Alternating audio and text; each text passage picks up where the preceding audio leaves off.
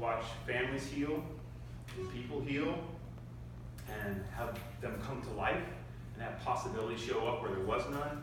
And all around this tiny little idea of just cramming more plant matter into people's bodies with these plant powders. With what I call, the iPhone. I mean, we have like the exclusive distribution rights in my mind to the iPhone in our category, in our industry. So in the end, it's apathy that kills stuff. It's not the airwaves, and it's not the political stuff going on, the mean stuff. It's just apathy.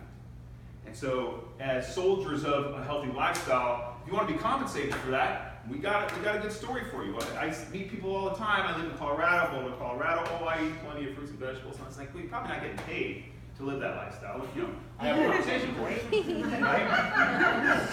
So, the way I'm going to talk about our business is guy talk. It may not be, sitting around the table talking to a bunch of moms, and I would honor that. I'll honor that forever, because moms are killing it in this business. But I'm a man in this business, and I would love to work with an army of moms, but I process and look at this in just the way I do. And so I'm just going to talk about our company and our business from my perspective as a guy, and the way I see us in the world, in the marketplace of ideas. And the way I see us is, I think we all are basically, in the end, turn this thing back on. If you can say health food entrepreneur, and some little tiny thing inside you gets excited, oh, what if? Like little spark, little shoot. Oh, could I be a health food entrepreneur? Like if that's in there, hold on to that little thing, right? Mm-hmm. It's a very safe community, and you just want to keep on showing up to let that thing grow a little bit more. Your name here. This is all we really do as a company. We help people consume and eat better with plant powders. We help people grow more great food with vertical aeroponics and tower gardens. Now we have a commercial opportunity, and we do this work. And then we lather, and we rinse, and we repeat it. Like, are you eating good? Here's some support. You want to grow some? Here's some support. Do you want a way to be compensated for talking this talk and walking this walk? That's it. And it's just breaking it, plant powders and concentrates and shake mix. Pretty straightforward. We don't have a catalog. We're very focused. That's one of the first things I really admired about this company. They weren't trying to be 1,000 different things to 1,000 different people. They were trying to be the best in the world at one or two things, and they are. This is a whole new category for us. And when the president of the company says, I did $1 billion in J. Martin, president, we did $1 billion in smoke and fire detectors in the 70s. We did $1 billion in air and water filters in the 80s, and we've done going on $10 billion in little itty bitty fruit and vegetable powders. Company started in 1993 when they released Juice Plus. They had $10 million in revenue in 1993. Now, some of that was Juice Plus. A little bit of that was Juice Plus. A lot of it was their legacy products and services they had with air and water filtration. $10 million in 93. This year, $600 million. 80-some% of that is plant powders. This ain't an experiment, let me tell you, right? And they pay independent contractors to go share this story. They could pay advertisers. They could pay stores. One of the first problems I had with this company, this business model, was, if it's so great, why isn't it on the cover of the Wall Street Journal and sold through Costco? Like, that's the way an MBA thinks. That's the way my mind brain, my man brain was thinking, right? If it's great, scale the you-know-what out of it, go big, go public, it's immediate. That's the way we think, right? And I had a mentor in this business say, Jeff, you got to understand something. First of all, bigger's not better, which I understood. But he said, it's one thing to get a customer in business.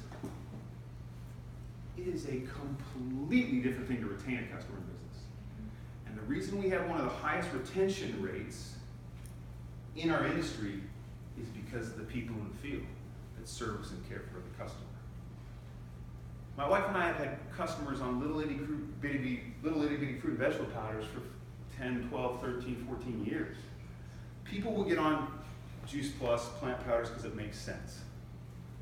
They will stay on it because you service their intellectual need to know who, what, how, when, where, why, right? Back up, affirm the guttural, visceral. And that's good business, because where we end up in the pantry shelf of people's brains is right next to their shampoo and their toothpaste and their dental floss. We become hygienic, health food consumable every day, and that's really good business. Okay, and that's the way my man brain was like, oh my gosh, this is a competitive advantage. Like, we have this. What's my problem? I better go out and start sharing this, right?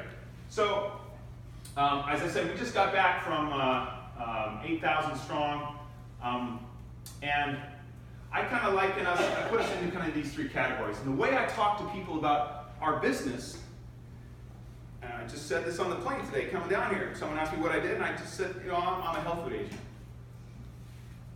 And I shut up.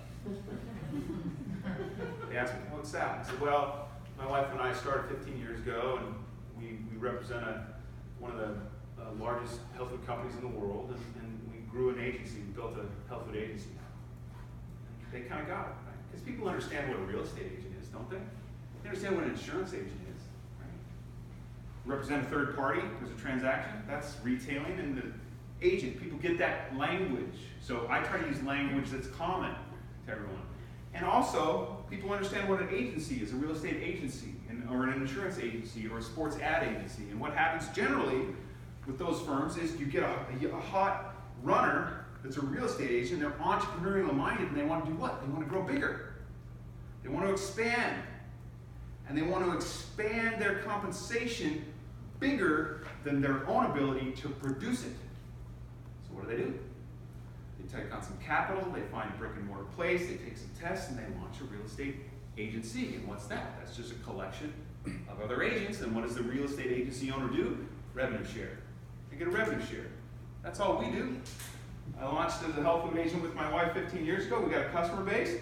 It's all fine and well and good, nice part-time income. Oh, the other people want to do this? Wait a second. Oh, there's a different way to actually scale our compensation beyond our own ability to produce it by having an agency of other health food agents. Let's do that. That makes sense. So this is the way I describe what we do. And I can train a new person in our business on how to talk about our business and feel proud about our business in like 2 minutes. So you can become an health food agent. Everyone who owns a health food agency is a health food agent, but not all health food agents want to own and operate a health food agency. Most people that get into our business, they just want to retail and share and have a customer base, and that's all they will ever do, and that's fine, and we love them, and that's great. But I didn't want to just stop there, because I wanted to get out of having a job, working for the man, working 70 hours a week. And I can tell you stories about my corporate life and my indentured servant life after being an athlete, and I realized that being an entrepreneur is nothing more than being an athlete in the business world. That's just the language. And so that's why I wanted to build an agency with my wife, a revenue share with a tribe of other agents. Right?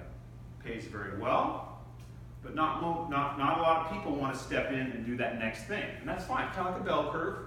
It's a bell curve in life. You've got the A students, the B students, it's business. Right? We can work anywhere. So my daughter, great example, she has seen mom and dad grow up in this business. Yeah, she likes lifestyle. She's we're weird. We're parents. Yeah, I can't quite see me, sophomore, USD.